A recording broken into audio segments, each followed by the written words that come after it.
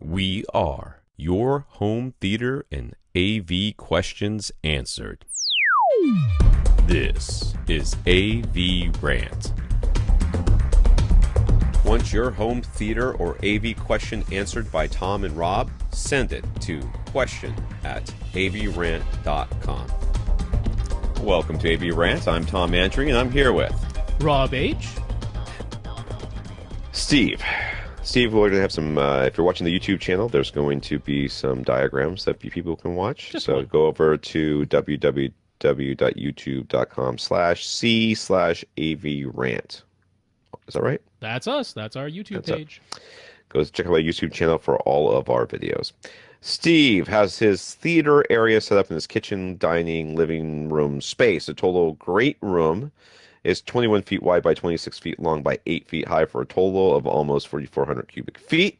He's sitting 12.5 feet from his 100-inch projection screen, and there's really no option for moving anything in the way of seating or speakers. All right. That happens. All right, so right now he's a single SB2000 in the front right corner. You'd like to have dual subwoofers. What model subwoofer should you get, and where should you position it? Well, your SB2000 is not big enough for this room. Not really. Yeah, if we're going by room size rating, it would be great for a medium-sized room, which is something in the order of, I mean, I would basically say 3,000 cubic feet, maybe 3,500 at the largest. But you're talking closer to 4,500 cubic feet. That is certainly what we would call a large room. Now, the PB2000, so the ported box 2000, would be appropriate for that room size. The subwoofers we just talked about from HSU would not be out of place at all here. That VTF3 Mark V is, that's probably the one I would point folks to, although the PB2000 I think is $50 cheaper. But either of those, you're talking 800 to 850. That's inclusive of shipping in either case. Those would be the models I would look for. I kind of feel like this this image we're looking at here is not really drawn to scale. It looks like not scale, but it looks like the kitchen is tiny. I mean, it's like smaller than the couch. Yeah, I think there might be more kitchen. Well, you see, this is the problem. So he's asking where to put the second sub, and in the second sub, he makes it look like it's in the back left corner. Yes, which would be great, but I don't think it's in the back left corner. I think it's somewhere along that wall near that garage door. If it is actually all the way in the back left corner, then the second sub that's a great place to put it if you can convince somebody to put it in your dining room. Right. Which I don't know that anybody would do that. If it were me, and I'm assuming that there's more space to the left in this kitchen area, I would try to put it midway in the front wall and midway in the back wall. I think that's your best bet for locating your subs. Now, you do need to upgrade your subs in order for this. The SB2000, there is no way is even coming close, I think, to pressurizing this room. No, it wouldn't be fully pressurizing, no. And you're missing out on a bit here. I have one alternative idea for placement that actually might allow his SB2000 to sort of sound a little bit more pleasing right now. Maybe have both subs right behind your couch, like basically one right behind the left side of your couch, one right behind the right side of your couch. I don't know if that would work in terms of walkways and aesthetics, but that would basically get you two subs that are kind of in the center of your room, which should work okay acoustically, and then you basically have a near-field placement to your seat, which should give you a little bit more tactile sensation from that just initial punch when it first makes a sound. I don't know how that would work for, getting a power cord to the one that's like on the right side of the couch and that. But, assuming there's a power outlet on that sort of half wall that's separating the kitchen from the living room area, if there's an outlet over there, I think you could probably just string a power cord underneath the couch to a subwoofer that's, behind the right back corner of the couch. So that, to me, that would be an alternative placement. Otherwise, I completely agree with Tom. Middle of the front wall, middle of the back wall. Yeah. And remember, it's the middle of the entire space. That's right. Not the middle of your so be closer to your front left speaker, basically. Yeah. For the front. So Steve was the person who asked about putting artwork on the back of a projection screen. What he actually has in mind is being able to take the projection screen off the wall, turn it around, and hang it back up backwards. So you can have a large piece of artwork when the projector is not in use, then flip it back around to be a projection screen when necessary. He's going with a silver ticket non-acoustically transparent screen, so that isn't much of a concern, but is there any way to achieve what he has in mind? The back, okay, so the front of those screens are built so that they are aesthetically, they look really nice, right? Yeah. They have sort of a velvet. Mm-hmm.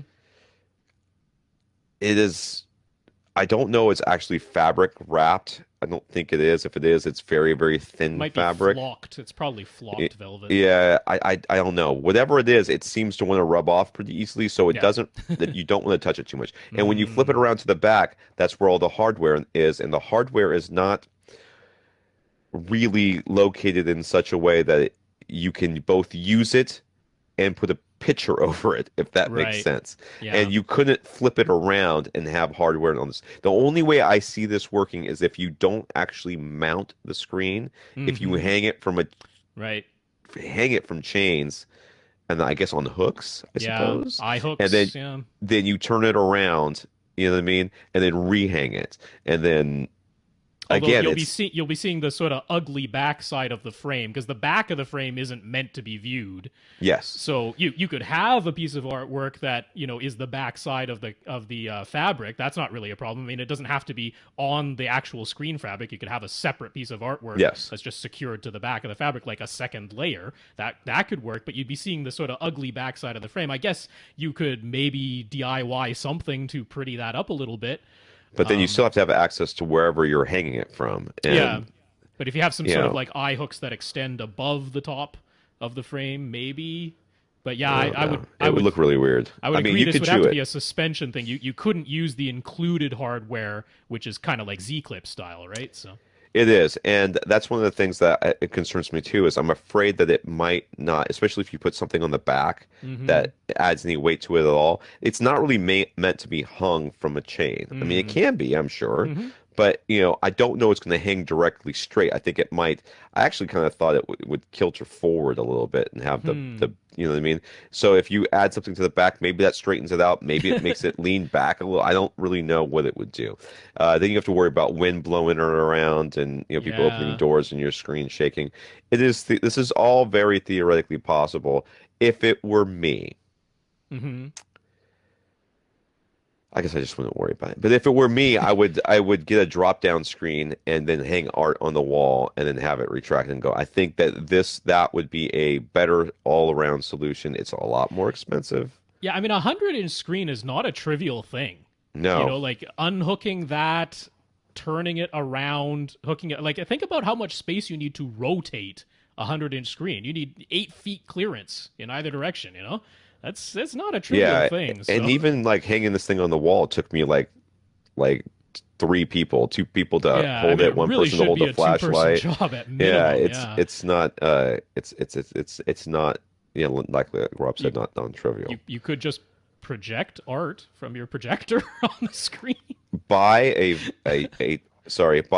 cheap very bright light cannon LED business class projector that is hooked up, that has like a little USB drive connected to it, that has a slideshow of art, and whenever you just have that on a completely separate thing, you press your little remote or whatever, you say, Alexa, turn on the art, and it just shines this thing over there.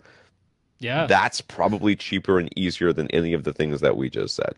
Yeah, I completely agree. A second projector that, I mean, in this setting, because the lights are going to be on, you're not going for ultimate black levels or even video quality or anything, because you're showing still images, I would presume, you know? So, yeah, that could be cheaper than the artwork you would put on the back of the thing. Yeah. And then you can have changeable You can artwork. switch it out. Yeah. It's a giant digital picture frame. That's right.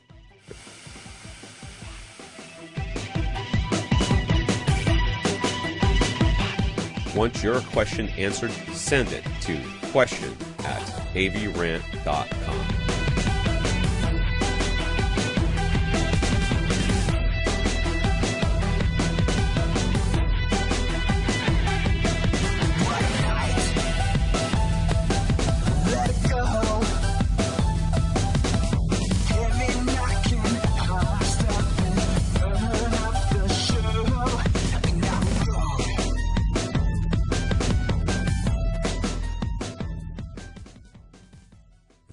This is AVRant. Now go out and listen to something.